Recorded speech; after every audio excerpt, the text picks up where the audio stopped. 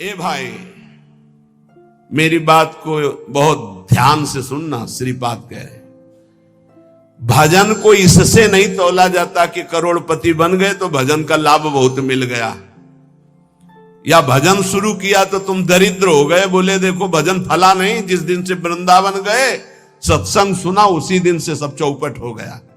दोनों बातें समझना। महारंकत्वे वा परम विभवे सिंगे पे है। अगर रसिकों के संग का रंग चढ़ेगा तभी इस मार्ग में चल सकते हो, नहीं तो फिसलन ही फिसलन है। महारंकत्व हो सकता है जिस दिन से भजन शुरू करो उस दिन से शुरू हो जाए तुम्हारा पाप का संयोग जो पूर्व जमा हुआ है, क्योंकि नष्ट होकर अब तुम्हें भगवत प्राप्ति करानी है। कल एक साधक भारी रोग से ग्रसित, और वो बोला कि हमें लगता है कोई वैष्णव अपराध बन गया। क्यों? नहीं, ये शरीर में हरे बावरेपन में हम कह रहे शरीर रोग से ग्रसित है तो बुद्धि को तो स्वस्थ रख ले। बुद्धि रोगी हो गई तो शरीर स्वस्थ होने पर भी महान नरक जैसा उसको दिन और रात व्यतीत होता है, नारकी भोगों का चिंतन करते हुए। कोई अपराध तब बनता है जब अहंकार होता है, ध्यान रखना। और तुम जो सब शरणागत हो, रोज ऐसा मंजना लगता है कि तुम्हारे अहंकार चढ़ पाएगा। रोज बर्तन मांजा जाए तो चाहे जितना गंदा हो एक दिन चमकने लगता है। ये सत्संग भाग भर मत जाना, पक्का समझना। जितने बैठे हो अनुभव कर लेना, जहां कमजोरी है यही लगेगा सिर्फ मेरे लिए बोला जा रहा है। और सत्य मानना, ये सत्संग है, ये सार्वजनिक भगवदानंद के लिए किसी व्यक्ति का लक्ष्य करके नहीं, सार्वजनिक सार्वभौम सत्संग होता है। शरीर का रोगों से ग्रसित हो जाना या कोई विपत्ति आ जाना ये हमारे पूर्व अपराध का है, पूर्व पाप का है। वर्तमान में यदि वैष्णव अपराध होगा तो शारीरिक दंड नहीं मानसिक दंड होगा। क्या? आपका भजन रोक दिया जाएगा। तत्कालिक आप बहुत शुद्ध वैष्णव पवित्र हृदय के हैं, अगर कोई त्रुटि हो गई तो तत्कालिक दंड मिलता है। खोपड़ी दीवाल में लग गई, चबेटा लग गया, दांत से जबान कट गई, अचानक कोई ऐसी घटना घट गई, थोड़ी मोड़ी चोट, ऐसा असाध्य रोगों का सृजन पूर्व शरीर रचने के पहले ही होता है, जो पूर्व पाप से है। आज हम भजन कर रहे हैं लेकिन पूर्व पाप रचित इसमें जो सृजन किया गया रोग वो पहले का है, आज से थोड़ी उत्पन्न हुआ है। तो साधक को बहुत विवेकवान रहना चाहिए, नहीं तो अब हमारा शरीर अस्वस्थ और बुद्धि अस्वस्थ, यही मूर्खता नहीं। शरीर स्वस्थ और बुद्धि स्वस्थ है तो हम परमानंद में मगन, ठिंगे पे रखा है। हमारी बात को समझना। हमारी बुद्धि भगवदाकार है तो पूरे शरीर में कीड़ा पड़े हो, गलता लगाओ तो कुछ फर्क नहीं है। और बुद्धि विषयाकार है तो चाहे एसी में बैठे हो जलोगे, देखा है। इन समस्याओं का समाधान करने के लिए ही अध्यात्म है, रुपया नहीं है, पद नहीं है। समस्त समस्याओं का समाधान अध्यात्म से होता है, विवेक से होता है। ध्यान दीजिए, परमार्थ पे चल रहे हो तो महारंकत्वे वा परम विभवे, हमारे कदम नहीं रुकेंगे। चाहे हमें ऐसी परिस्थिति दे दी जाए कि भोजन के लिए भी तरसने लगे, और चाहे परम विभवे, ऐसा होता है। ये ना सोचे दोनों बातें होती। एक है चक्रवर्ती सम्राट अम्बरीश जी महाभागवत, और दूसरे चीदर चिदरानी जी महाभागवत, जिनके यहां अतिथि पीपाजी सीता सहचरी आते वो अंदर जाकर अपनी पत्नी से कहते कि आज तो बहुत बड़ा अनर्थ हो जाएगा। उनका क्यों भगवान? बोले बहुत बड़े संत अतिथि आए और आज हमारे पास कुछ नहीं है। जरा विचार करना, उनके घर में दरवाजे और खिड़की भी नहीं रह गई थी। क्यों? संत आते तो खिड़की बेचे आए, 4 मुट्ठी चावल उबाल कर उनको पवा दिए, दरवाजा बेचे।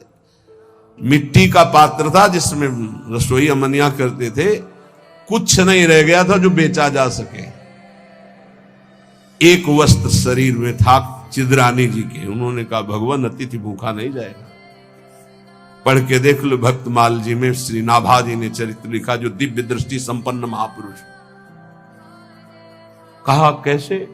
बोले वस्त्र है ना कुछ तो बिक ही जाएगा, तो अतिथि को कुछ ना कुछ 4 मुट्ठी चना ही मिल जाएगा, अतिथि तो भूखा नहीं जाएगा, संत तो भूखे नहीं जाएंगे। और महाभागवत जिनके दर्शन करने द्वारिकाधीश के दिव्य दर्शन करके सीता सहचरी और पीपा जी आ रहे हैं, उनके दर्शन करने। स्थिति क्या है? खाने पीने की तो बात जाने दो, पहनने के लिए भी सीधे वस्त्र नहीं, एक ही वस्त्र था चिदरानी जी के, उतार के दे दिया।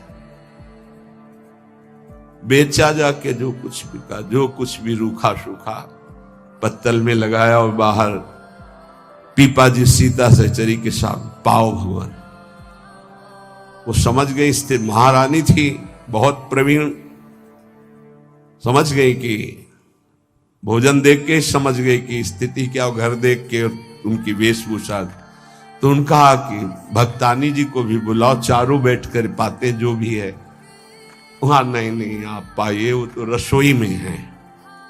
उनका फिर क्या होता, मैं रसोई से लिवा लाती हूं। उनको अगर पीपा जी कहते तो शायद चीदर जी कहते कि आप रुक जाओ, लेकिन सीता सहचरी जी तो सीधे रसोई में गई तो दिगंबर बैठी थी। समझ गए देखते, अंदर घर का हाल देखकर उनको आंसू आ गए, क्योंकि महारानी रह चुकी है, वो स्वयं तो परम वैराग्य से रहती थी, टाट लगा के। महारानी होते हुए भी टाट लगा करके भगवान की भक्ति में। सीता सहचरी जी बहुत ही ज्ञान संपन्न देवी, देखते ही उनको समझ में आ गया कि वो अकिंचनता की हद है इनके घर में, खाने के लिए दाना नहीं, कहीं कुछ नहीं। और तो उन्होंने कहा, देवी तुम निर्वस्त्र कैसे बैठी हो? था उन्होंने कहा, अरे हमने सुना था आप द्वारिकाधीश के दर्शन करके आ रही, तो जब मिलेंगी तो रूप माधुरी का वर्णन करेंगी प्रभु की। क्या इस नासवान शरीर की चर्चा चला दी? जब पैदा हुआ था तो आभूषण और वस्त्र पहन के थोड़ी हुआ था, दिगंबरे हुआ था, और जब जाएगा तो जला दिया जाएगा। बीच में अगर दिगंबर है तो क्या फर्क पड़ता है? बाहर आई और पीपा जी से कहा, इनकी निष्ठा के आगे हम लोग कुछ नहीं है। उनको था कि राज सुखों का त्याग करके कष्ट पूर्वक भगवान का भजन करते हैं, ये अद्वितीय रहनी है। पर उन्होंने कहा, जो चीदर चिदरानी जी की रहनी, उसके सामने हम कुछ नहीं है। पूरी स्थिति बताई तो पीपा जी कांप गए। ऐसी स्थिति देखो, महारंकत्वे अम्बरीश जी चक्रवर्ती सम्राट परम विभवे, ये भक्तों में दोनों स्थितियां पाई जाती। इन स्थितियों से भक्ति का कोई संबंध नहीं, ये पूर्ण पुण्य का संयोग बनता है तो मान वैभव संपन्न है। एक अकिंचन भाव से रह रहा है, नहीं है उसके पास, तो ये भक्ति से तुलना नहीं की जा सकती। इसकी भक्ति कमजोर है, इसके पास वैभव नहीं, उसकी भक्ति बहुत जोर है क्योंकि उसके पास वैभव नहीं। महारंकत्वे व परम विभवे, भक्ति से इसकी तुलना ना की जाए कि उनकी भक्ति जोर की है, खूब सुख संपन्न है, और उनकी भक्ति रंग नहीं ला रही। देखो खाने पीने की भी व्यवस्था नहीं, भक्ति का रंग अलग होता है। देखो चीदर चिदरानी जी और देखो अम्बरीश जी, दोनों महाभागवत, एक चक्रवर्ती सम्राट और एक खाने को भी नहीं, दोनों महाभागवत। ऐसे ही आप जब भक्ति के मार्ग में उतरे तो महारंकत्व हो सकता है, ऐसी परिस्थिति आ सकती है। हिम्मत मत हारिए, ये जरूर ध्यान रखिए कि अखिल विश्व ब्रह्मांड की रचना एक पलक झपकते जिस मालिक ने की उसका मैं दास हूं। इसी ठसक में नरसिंह मेहता जी का भात द्वारिकाधीश ने स्वयं भरा, और सब जानते हैं सोने चांदी की वर्षा करवा दी। उनके लिए कोई दुर्लभ बात है क्या? वाह बहुतरे सुखे व दुखे, भक्ति मार्ग में चल रहे तो हो सकता है सुख विधान चालू हो जाए, हो सकता है दुख विधान चालू हो जाए। ये बीमारी, ये परेशानी, बहुत इसमें हिम्मती चाहिए और सत्संगी चाहिए, तभी आप निकल पाओगे, नहीं तो फिसल जाओगे पक्का। ये मार्ग परम पद का है, 84 लाख योनियों से मुक्त होना खिलवाड़ नहीं है। इस जेल से भागने के लिए कोई भी दरवाजा नहीं, एकमात्र मनुष्य दे, और मनुष्य दे सत्संग के द्वारा इससे निकल सकते हो, अन्यथा कोई उपाय नहीं। साधन को हरि भजन है, कै सत्संग सहाय। सुखेवा दुखेवा, बहुत हिम्मत। भारी से भारी सुख का विधान मिल सकता है, नाम मत छोड़ना, भजन मत छोड़ना कि हमारी पूर्ति हो गई, जो चाह मिल गया, फिर भी फंस जाओगे। और दुखेवा, अरे जब से भजन शुरू किया बड़ा दुख आना शुरू हो गया। नहीं, ये मार्ग की सुख दुख वृत्तियां, इनमें अपने परमार्थ को मत रोक देना, आगे बढ़ो। एक आगे ऐसा स्थान है जो सुख दुख दोनों से परे महान परमानंद स्वरूप है। ये छोटी छोटी वाटिकाएं हैं, कहीं सुख की कहीं दुख की, भ्रमित मत होना। यशस्वी बहुले था अपयशस्वी, हो सकता है तुम्हारा भजन ठीक चल रहा है, यश शुरू हो गया, और या हो सकता है अपयश शुरू हो गया, दोनों बातें, निंदा होने लगी।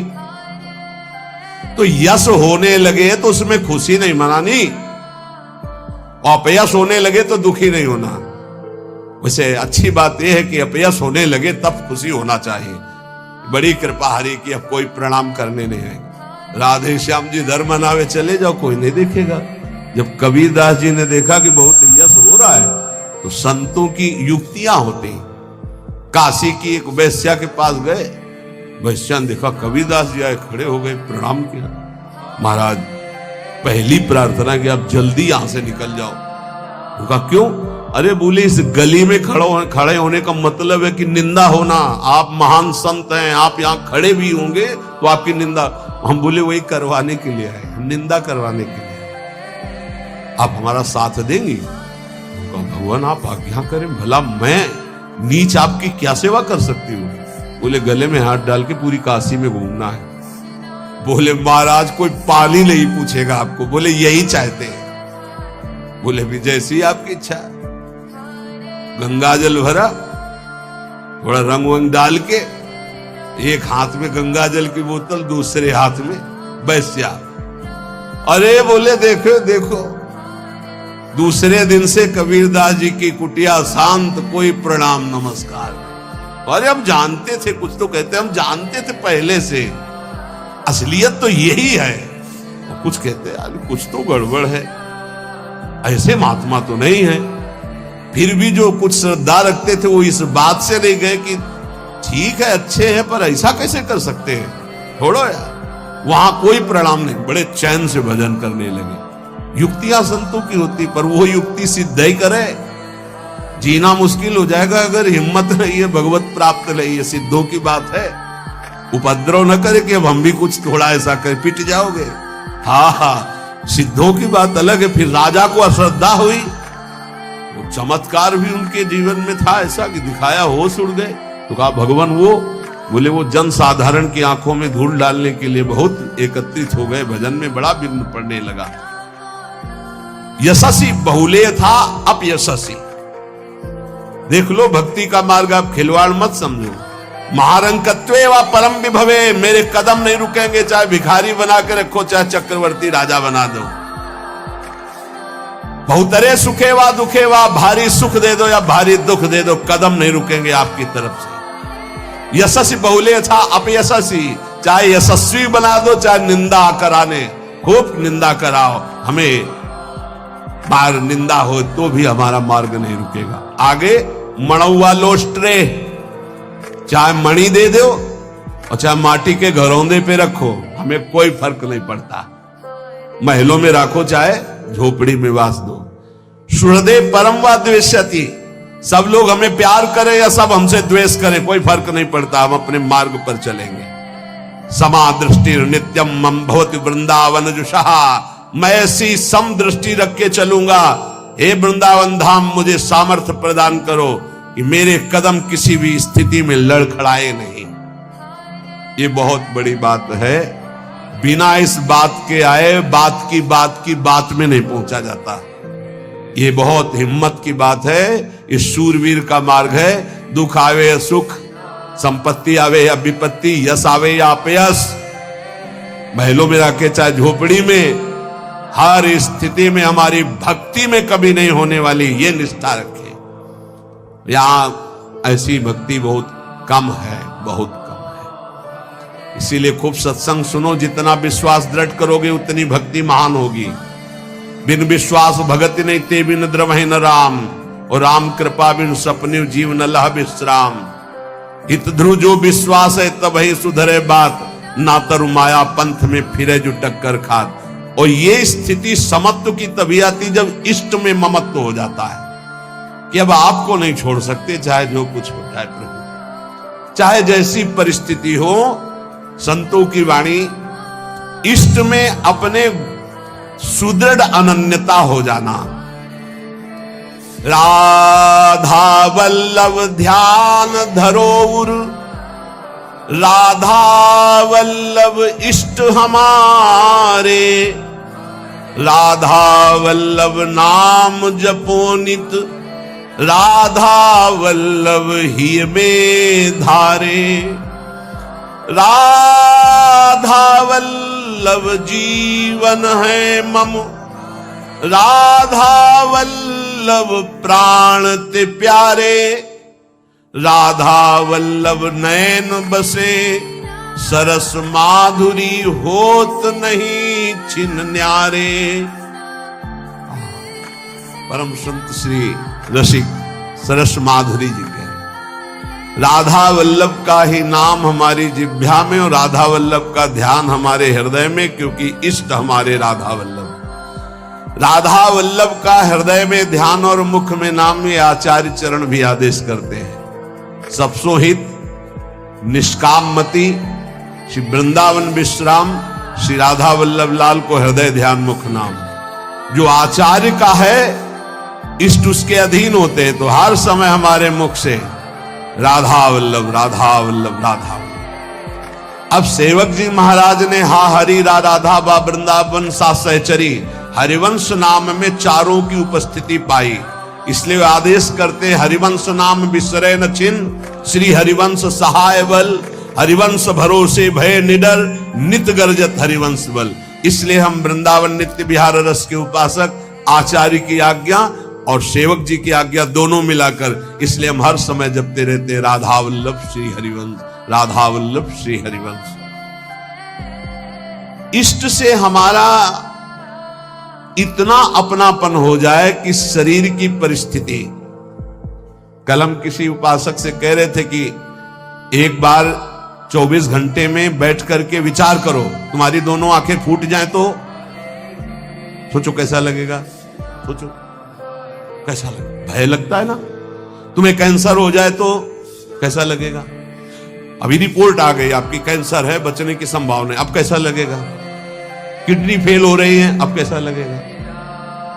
दिल में समस्या आ रही है, फेल होने वाला है, अब कैसा लगेगा। वो पहले ही सोच लो, पहले तैयारी कर लो, तो जब रिपोर्ट कभी आएगी तो तुम पहले ही तैयार रहोगे। और जब ये सोचोगे तो प्रियालाल से अपनापन जल्दी हो जाएगा कि यार सब धोखे का शरीर कभी छूट सकता है। यही चिंतन घोर वैराग्य में हमको जिलाया, यही चिंतन संसार से बिल्कुल अलग रखा, यही चिंतन सब संबंधों